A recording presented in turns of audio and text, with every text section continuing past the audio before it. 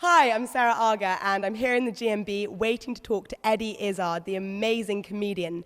So excited, a little bit nervous, but really can't wait. Check it out. Thank you very much. This is a beautiful medal. Eddie, you were telling us that you're doing a lot of comedy in French now. Yeah. And what's the next step with that?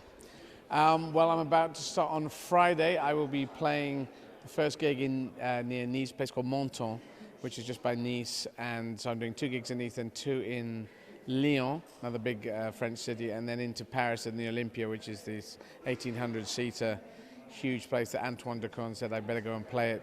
And Edith Piaf played there and Jacques Brel played there. So it's quite an honor to go in and play this place. And hopefully Paris is coming. We're about 3/4 sold. If I can sell it out, it'll be an amazing thing. On a list, it's not on the list, you see, because there are lists. If you become a lawyer, then there's a list of things you might do. You might become someone who's a barrister or whatever. You work in the courts, or you might be a defender or whatever. There are lists of things you can do. On the list of stand-up comedy, there's no, and then you do it in French. That's not on the list.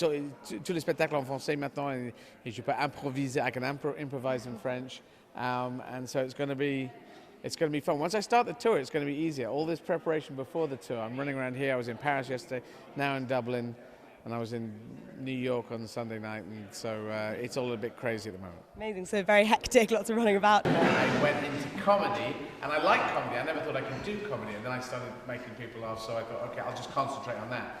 Then when it took ages for the comedy to get anywhere, until I was about 30, then when that started happening, I thought I'll push drama at the same time. So both of them I'm interested in, and I don't think they're the same. The bottom line of drama is to be truthful, bottom line of comedy is to be funny. What advice would you have for young, budding actors or particularly comedians? Anyone creative, I would say, acting or performing, but anyone creative, the determination is the most important thing. It's very difficult starting off. There's no particular way in. If you're a comedian, I'd say you got to get to London. London is, if you're part of the European Union, you can go and work in London for, it's not a problem. You don't have to get work permits, of course, whereas the Americans do if they come in. But the amount of clubs there's 60 to 80 clubs always, whether, even now at the time of financial crisis or financial hard times. And those different clubs, the practice you can get in those places, that is the thing that makes people into great stand-ups. And I've said what Hamburg was to the Beatles, I think London is to stand-up comedians now. It is such a great hub. So that's what I say for stand-ups. For actors, probably go to drama schools and hack your way in that way. I didn't do that route, so I don't know it so well. But I do know that determination is the key thing. I've seen some very good creative people, stand-ups and actors, who didn't get through because in the end they thought, well, they weren't that determined enough. It is the determination that seems to get people through. I think one of the tricks in comedy, if you're ad-libbing, is if you do cock up, then don't admit it and carry on. I'm going around the world and doing it now in different languages. I'm playing Hollywood Bowl in Madison Square Garden, and I want to encourage other people to do that as well. No, I'm going to Mayor of London, you see. Are you calling from a different party? You're talking about your political aspirations and ambitions earlier. How do you feel that your career so far will help you be able to identify with the people politically in that sense? Well, I think for my career so far, I've shown that I will be determined. I will stick to something. I will come up with ideas which I think are positive, but done in a slightly different way.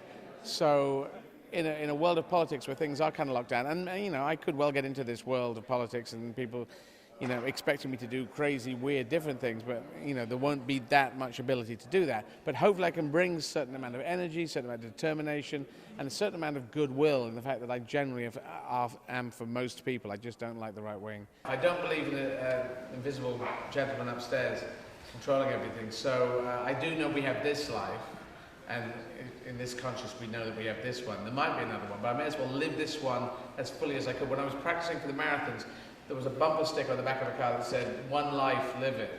So I'm just living it. I think people could just look at what I've done and just say, well, he's obviously not just going to sit on his backside.